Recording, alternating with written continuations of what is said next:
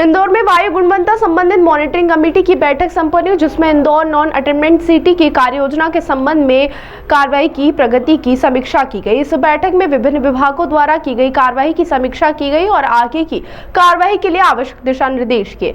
वहीं बैठक की मुख्य बातें: वायु गुणवत्ता सुधार। बैठक में वायु गुणवत्ता सुधार के लिए किए जा रहे प्रयासों की समीक्षा की, कार्य योजना की प्रगति की। वहीं इंदौर नॉन अटेनमेंट सिटी की कार्य योजना के संबंध में की गई कार्रवाई की प्रगति की समीक्षा की, आगे की कार्रवाई। बैठक में आवश्यक दिशा निर्देश दिए गए। इसके अलावा वाहनों के फिटनेस प्रमाण पत्र जारी करने के संबंध में एक महत्वपूर्ण निर्देश दिया गया। वह सुनिश्चित किया जाना है कि बिना जांच के वाहनों के फिटनेस प्रमाण पत्र जारी न किए जाए और फिटनेस केंद्रों की जांच की जाए।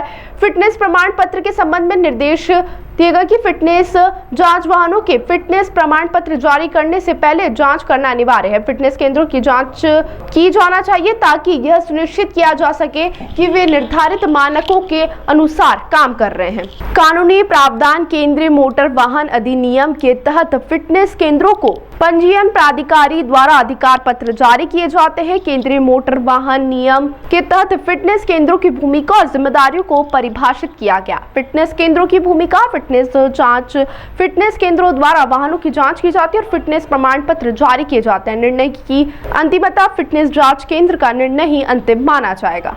देखिए, नेशनल क्लीन एयर प्रोग्राम को लेके आज बैठक की गई है और पिछली बार एयर क्वालिटी इंडेक्स में जो हमारा स्थान था, हम लोग लगातार कोशिश कर रहे हैं कि उसमें और ज़्यादा सुधार हो और इस बार सुधार होने की उम्मीद भी है।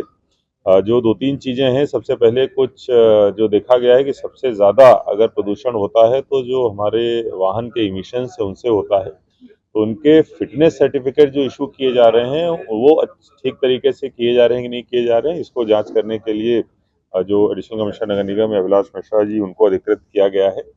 पीयूसीज पे हम लोगों ने सख्ती की थी। जितने भी ऑफलाइन पीयूसी जारी होते थे उनको बंद करके 100% हम लोग ऑनलाइन पर ले आए हैं।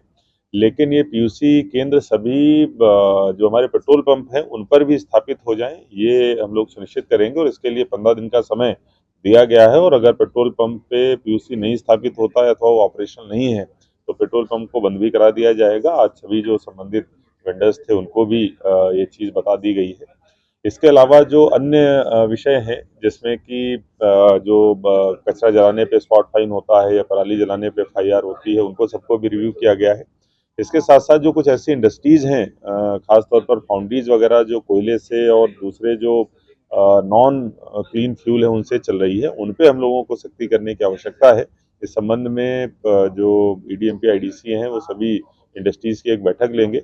सरकार इसमें नियम भी चेंज कर रही है, उससे उनको अवगत भी कराया जाएगा, जिससे कि अधिक से अधिक लोग CNG गैस पर शिफ्ट हो सकें।